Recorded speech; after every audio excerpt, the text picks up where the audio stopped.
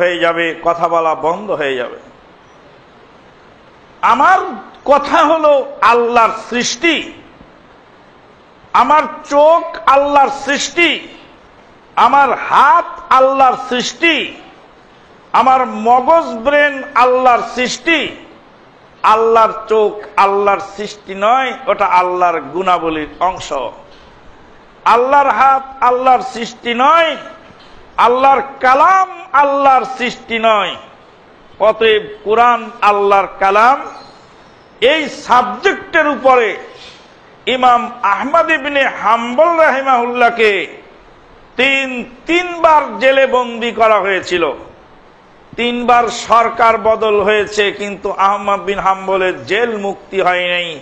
1000 করে বেত মারা হতো বাগদাদের কারাগারে ডেলি সকালে।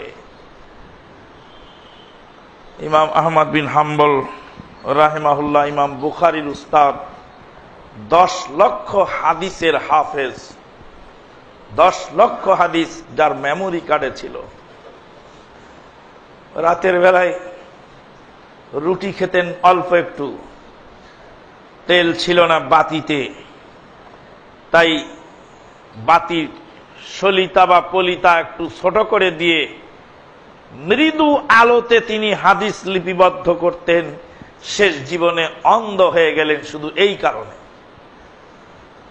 পুষ্টির অভাবে তারা ভুগতেন, তাদের পর্যাপ্ত পরিমাণ আহার্যের বন্দোবস্ত ছিল না। বর্তমান জামানার পীর সাহেবদের পেটের উপর উকুন মারা যায় গো, পেটের উপর উকুন মারা যাবে। হারামখোর বলে সব হারামখোর, হারামখোর। ভালো মানুষ কোনদিন পীরগিরি করে নেই, করবেও না। ভালো মানুষ ছিলেন আব্দুল কাদের জিলানী, তিনি পীরগিরি করেন নেই। ভালো মানুষ ছিলেন ইমাম আহমদ বিন হাম্বল, পীরগিরি করেন নেই।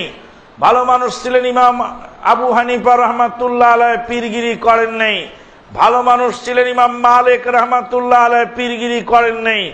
ভালো মানুষ ছিলেন আবু বকর সিদ্দিক, তিনি পীরগিরি করেন নাই। ভালো মানুষের তুলনা হয় না যার, তিনি হলেন নবী মুহাম্মদুর রাসূলুল্লাহ সাল্লাল্লাহু আলাইহি ওয়াসাল্লাম, তিনি পীরগিরি করেন নাই। কোন সভ্য মানুষ ভালো মানুষ পীরগিরি করেছে আমরা দেখি নাই। কোন শিক্ষিত লোক ভদ্র মানুষ পীরগিরি করেছে আমরা দেখি নাই। গজমূর্খ পীরের সন্তান হলেই পীরগিরি করা যায়, লেখাপড়া জানুক আর না জানুক।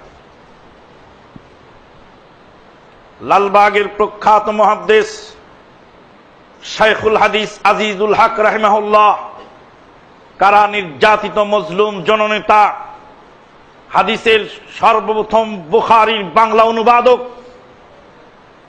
শাইখুল হাদিস আজিজুল হক রাহিমাহুল্লাহ পীর হতে পারলেন না।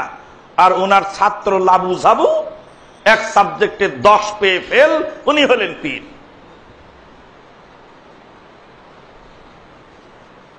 মাওলানা মুহাম্মদুল্লাহ হাফেজি হুজুর রাহিমাহুল্লাহ রাহমাতান ওয়াসিআ, উনি পীরগিরি করেনও নাই, পীর দাবিও করেন নাই, কোনদিন মুরিদও বানান নাই, কোনদিন খানকা ওরস তাদের ছিল না।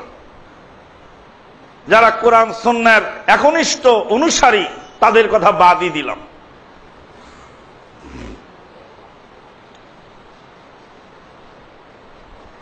পৃথিবীর বুকে আল্লাহ রাব্বুল আলামিন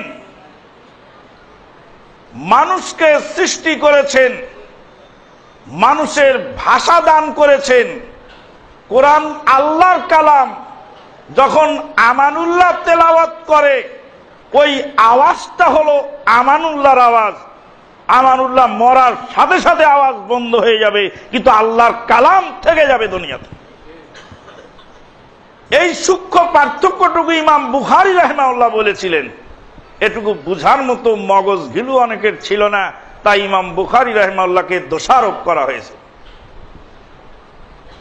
মানুষ যে বোঝে সেও বলে, আর যে বোঝে না সেও বলে।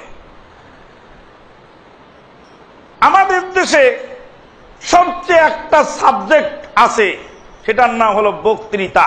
এর কোনো সার্টিফিকেট লাগে না, খালি পেট মোটা হলেই আর লাশ কাজ লম্বা চড়া হলে আর কণ্ঠস্বরটা মোটামুটি ভালো হলেই চলে, আর কিছু লাগে। বিদ্যা বুদ্ধি লাগে নাই সাবজেক্টের উপরে। এর সেন্সর করার কেউ নেই, দেখারও কেউ নেই, জিজ্ঞাসা করারও কেউ নেই যে তুমি যে বক্তৃতা দাও তোমার বিদ্যার দৌড় কতটুকু। ওই জন্য যে যা পারে বলে। আল্লাহ রাব্বুল আলামিন মানুষকে সৃষ্টি করেছেন ভাষা জ্ঞান দিয়ে। আল্লাহ পাক বলছেন, আউযু বিল্লাহি মিনাশ শাইতানির রাজিম, আর রহমানু আল্লামাল কুরআন, খালাকাল ইনসানা আল্লামাহুল বায়ান।